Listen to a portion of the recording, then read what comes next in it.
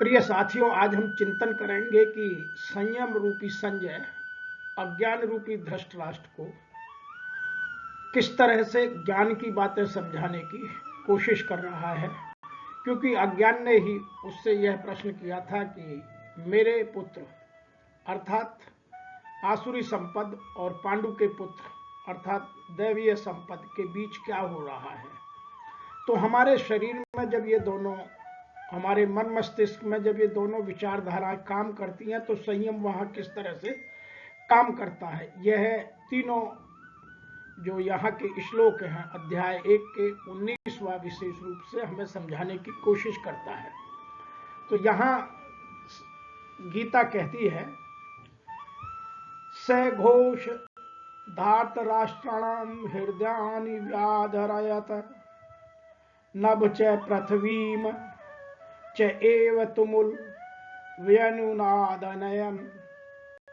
तो यहाँ संजय कह रहे हैं, अर्थात हमारा संयम हमारे अज्ञान को समझाने की कोशिश कर रहा है कि हे अज्ञान, हे धृतराष्ट्र, इन शंखों से उत्पन्न जो हमने पहले में शंख बजाए, जो अपनी अपनी प्रकृति के अनुसार, अपनी प्रवृत्ति के अनुसार जो विजय का घोष किया, उसकी से उत्पन्न ध्वनि द्वारा आकाश और पृथ्वी के बीच हुई गर्जना ने आपके पुत्रों के हृदयों को कैसे विदीर्ण कर दिया।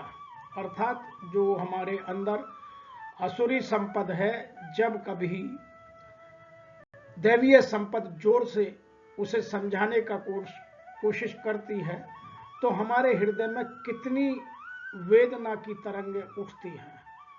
यही चित्रण यहाँ संजय और धृतराष्ट्र के बीच है। और अगले श्लोक में समझिए कि फिर क्या हुआ। तो हमें अपने जीवन में यह ध्यान रखना चाहिए कि जब जब भी हमारे दैवीय संपद आसुरी संपद पर हावी होती है तो आसुरी संपद वहां से भागने की कोशिश करती है, जो अगले श्लोक में हमें समझने के लिए बहुत मदद मिलेगी। आगे लिखा है, अथ व्यवस्थतान दृष्ट्वा धार्तराष्ट्राणां कपिध्वज प्रवत्ते शास्त्र संपाते धनु उद्यम्य पांडवः हृषीकेशं सदा वाक्यम इदम आह महीपते। अर्थात जब दैवीय संपद ने अपना शंख बजाकर अपनी प्रवृत्ति को उजागर करने का प्रयास किया तो आसुरी संपद के मन में बड़ी वेदना हुई, बड़ी व्यथा हुई। और उस समय हनुमान जी के चिन्ह की ध्वजा लगे रथ पर आसून पांडु पुत्र अर्जुन ने अपना धनुष उठाकर बाण चलाने के लिए उद्यत दिखाई पड़ा। तो यहां समझने की आवश्यकता यह है कि जब हमारे दैवीय विचार, उत्कृष्ट विचार, निकृष्ट विचारों को दबा लेते हैं तो वह चित्रण ही यहां किया जा रहा है। और यह किससे कह रहा है? यहां यह हमारा जो अनुराग है वह विवेक से कह रहा है। और यहां हनुमान जी का चित्रण इसलिए किया गया है कि जो जिस रथ पर श्री कृष्ण सारथी बने हुए हैं, अर्जुन जिसमें युद्ध करने के लिए खड़े हुए हैं, उस पर जो पताका लगी है उसके ऊपर हनुमान जी का चित्र लगा हुआ है। अब हनुमान जी के चित्र को भी यहाँ दर्शाने के लिए कवि के भाव को समझना पड़ेगा। हनुमान जी किन चीजों के द्योतक हैं?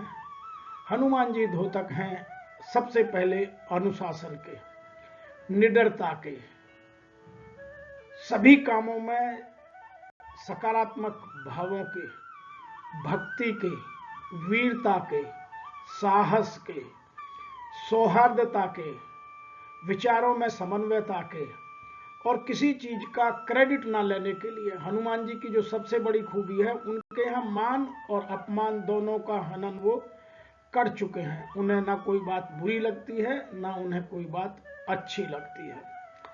तो जो आदमी इन सब विचारों के साथ होकर युद्ध में आ रहा है, वह अपने धनुष को उठाकर यह कहने की कोशिश कर रहा है कि आइए अब चलें युद्ध करें। और यह बात किससे कह रहा है? वह जो अनुराग है वह बुद्धि से कह रहा है।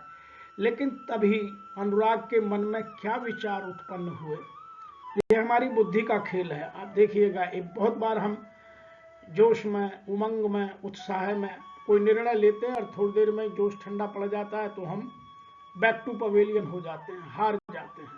तो यही गीता हमें यहाँ चित्रित कर रही है। अगले श्लोक में आप ध्यान से देखिएगा तो उसने क्या कहा, यह बात बड़े ध्यान से समझने की है। अगले श्लोक में बड़े सावधानी पूर्वक यह बात कही गई है। सेनयो उभय मध्ये रथम स्थापे में उच्यते यावत एतान निरीक्षये अहम योद्ध कामनाय अविस्थान कै मया से युद्धे वयम अस्मिन रण समुद्यमे। तो यहां अर्जुन ने कहा कि हे अच्युत, अब अच्युत कृष्ण को कहा। यह भी बात समझने की है कि जब गीता के एक एक भाव को समझना है तो अच्युत अमोधा श्री कृष्ण को कहा और उसके लिए यह कहा कि आप मेरे रथ को दोनों सेनाओं के बीच में खड़ा करने की कृपा करें।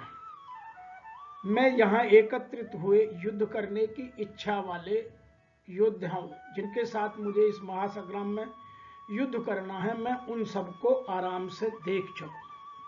तो यहां तीन चीज हमें बहुत कृपा करके समझने की आवश्यकता है। सबसे पहली आवश्यकता है कि हमारी जो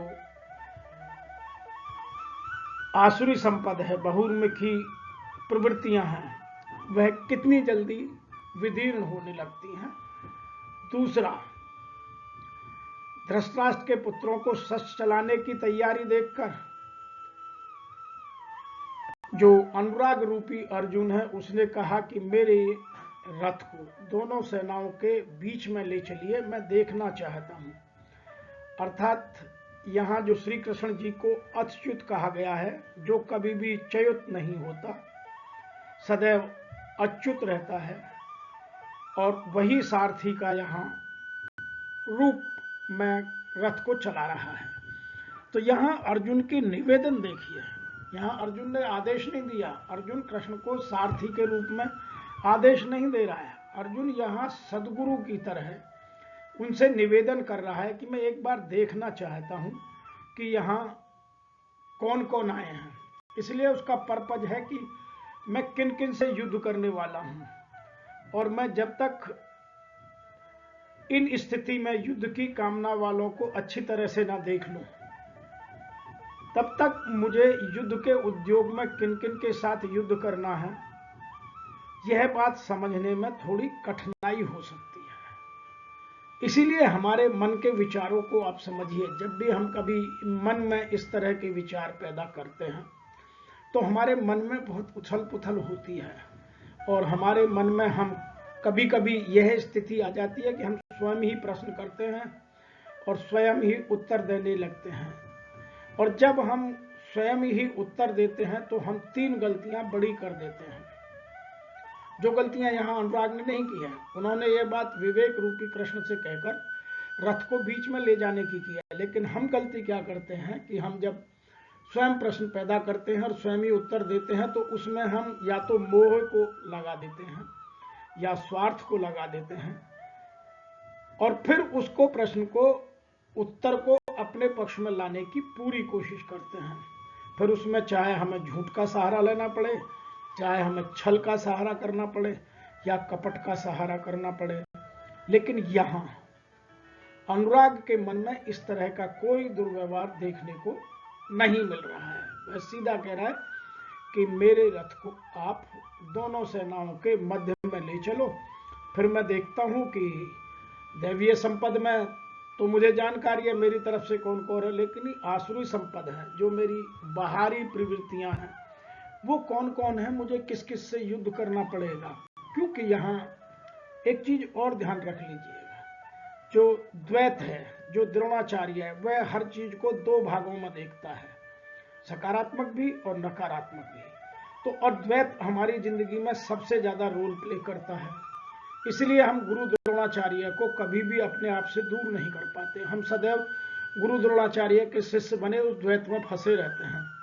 कोशिश हमें यह करनी चाहिए कि हम अनुराग रूपी अर्जुन को जगाकर अपने मन को स्थित कर केवल अद्वैत की स्थिति में जाने का प्रयोग करें। यही बात यहाँ समझने की है। इसीलिए आज हम केवल इतना ही करते हैं कि श्री कृष्ण उसके रथ को दोनों सेनाओं के मध्य में ले जाते हैं। आगे क्या होता है आगे के श्लोकों में समझेंगे। लेकिन आप हमारे लिए आपके लिए यहाँ संदेश ये है कि जब भी हमारे मन में कोई भी विचार आता है तो उसमें सकारात्मक विचार भी और नकारात्मक विचार भी दोनों साथ साथ आते हैं। हम दोनों के बीच किसका आकलन करते हैं, किसको पोषित करते हैं, किस पर आगे चलते हैं, किसको अपने पक्ष में किसको विपक्ष में खड़ा करते हैं। यदि हमारे मन में विकार जगह ले लेते हैं तो हम नकारात्मकता को आगे बढ़ाते हैं, और यदि हमारे मन में दैवीय संपत्ति अच्छी रहती है, दया रहती है, करुणा रहती है, सौम्यता रहती है, शुचिता रहती है, लोगों के प्रति सहानुभूति रहती है, तो हम दैवीय संपत्ति को आगे बढ़ाते हैं। आज इतना ही, फिर शीघ्र मिलते हैं। तब तक के लिए जय हिंद।